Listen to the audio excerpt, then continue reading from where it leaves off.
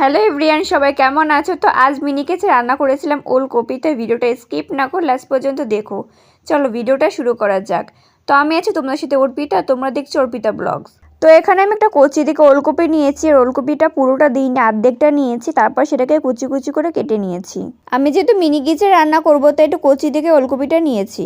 আমার ওলকপি কাটা হয়ে গেলে আমি কেটে নেব আলুটা আমি ছোট একটুখানি নিয়েছি, তারপর সেটাকে আবার ছোট ছোট করে পিস পিস করে নিয়েছি। ব্যাস আমার আলুটা কাটা হয়ে গেছে। এবার এইদিকে আমি নিয়েছি মশলার মধ্যে আমি নিয়েছি আদা বাটা আর জিরে বাটা। আর আমি আজকে রান্নাটা গুঁড়ো লঙ্কা দিয়ে করব, তার জন্য কাঁচা লঙ্কা কাটিনি। এবার পাত কাটি দিয়ে উনুনটা ধরিয়ে দিলাম, তারপর দিয়ে দিলাম কড়াইয়ের মধ্যে কিছুটা পরিমাণে জল, যেহেতু আমি ওলকপিটা সিদ্ধ করব। আমি ওলকপিটা সিদ্ধ করে নিচ্ছিলাম যাতে তাড়াতাড়ি রান্নাটা হয়ে যায়। আমি শুধু ওলকপি সিদ্ধ করবো, আলু কিন্তু সিদ্ধ করব না। তারপর এর মধ্যে আমি দিলাম সামান্য পরিমাণ লবণ, তারপর নাড়াচাড়া করে দিলাম। তোমরা চাইলে ওলকপিটা সিদ্ধ করতেও পারো, আবার নাও করতে পারো। এবার আমি কিছুক্ষণের জন্য ঢেকে দিলাম, আর কিছুক্ষণ পর ঢাকনা তুলে ভালো করে নাড়াচাড়া করে দিলাম। আসলে ওলকপিটা যেহেতু সিদ্ধ হবে তার জন্য আমি কিছুক্ষণের জন্য ঢেকে দিয়েছিলাম। বন্ধুরা, তোমরা কে কোথা থেকে ভিডিওটা দেখছো অবশ্যই আমাকে কমেন্ট করে জানিও। আমি ওলকপিটা আবারও কিছুক্ষণের জন্য ঢেকে দিয়েছিলাম আর ঢাকনা তুলে ভালো করে নাড়াচাড়া করে দিলাম। আমার মনে হলো যে আরও কিছুটা জল দিতে হবে, তার জন্য আমি আরও কিছুটা পরিমাণে জল দিলাম, তারপর ভালো করে নাড়াচাড়া করে দিলাম। কিছুক্ষণ ফুটে উঠলে আমি দেখলাম যে ওলকপিটা 50% সিদ্ধ হয়েছে কিনা। দেখলাম যে হ্যাঁ হয়ে গেছে, তাই আমি তুলে নিলাম। এরপর আমি সেই কড়াইতে দিয়ে দিলাম আরও কিছুটা পরিমাণে তেল। এরপর তেলটা একটু গরম হলে তার মধ্যে আমি দিয়ে দিলাম সাদা জিরে, তারপর নাড়িয়ে চাড়িয়ে আমি দিয়ে দিলাম আলুগুলো দিয়ে আমি হালকা নাড়াচাড়া করতে থাকলাম। তবে আলুর মধ্যে কিন্তু আমি আগে থেকে লবণ হলুদ দেবো না।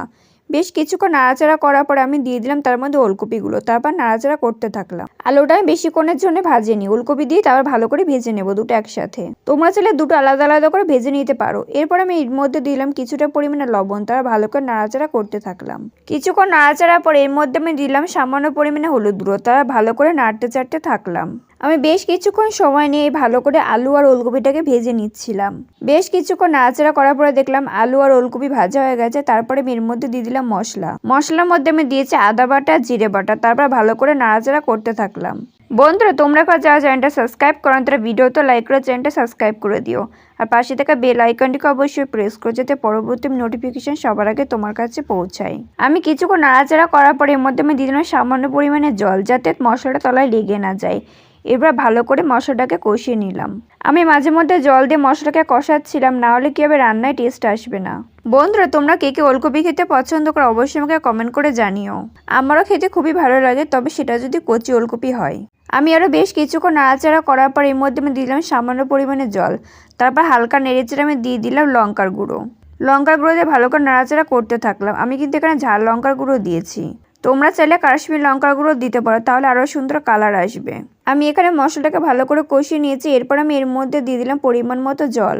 এরপর আমি হালকা নাড়াচাড়া করে এটা কিছুক্ষণের জন্য ফোটাবো। আমি কিন্তু এখানে জলের পরিমাণটা খুব একটা বেশি দিইনি, মানে যেই পরিমাণে ঝোল রাখতে চাও সেই পরিমাণে জল দিয়ে দেবে। কিছুক্ষণ ফোটানোর পর আমি হালকা নাড়াচাড়া করে দিলাম। বন্ধুরা, তোমরা কিন্তু রেসিপিটা বাড়িতে অবশ্যই একবার ট্রাই করো, আর কেমন খেতে হলো সেটা আমাকে কমেন্ট করে জানিও। আমি আরও কিছুক্ষণ নাড়াচাড়ার পর ঢেকে দিয়েছিলাম আর ঢাকনা তুলে নাড়াচাড়া করতে থাকলাম। এরপর আমি দেখলাম যে ওলকপি আলুটা সিদ্ধ হয়েছে কিনা। দেখলাম যে হ্যাঁ ঠিকঠাক পরিমাণে সিদ্ধ হয়ে গেছে। আমি আরও একটু জাল করে ঝোলটা টেনে নেব। তোমরা চাইলে এরকম পাতলা ঝোল রাখতে পারো, এটাও খেতে কিন্তু খুবই সুস্বাদু হয়। মাঝে আমি চেক করে দেখেছিলাম যে লবণের পরিমাণটা ঠিকঠাক আছে কিনা, দেখলাম যে ঠিকঠাকই আছে, তাই আর দিলাম না। তো বন্ধুরা, এদিকে ওলকপি কিন্তু একদম রেডি, এবার শুধু নামিয়ে নিলেই হয়ে যাবে। তোমাদের কাছে ভিডিওটা কেমন লাগলো অবশ্যই কমেন্ট করে জানাও। ভিডিওতে একটা লাইক করে চ্যানেলটা সাবস্ক্রাইব করার পাশে থেকো।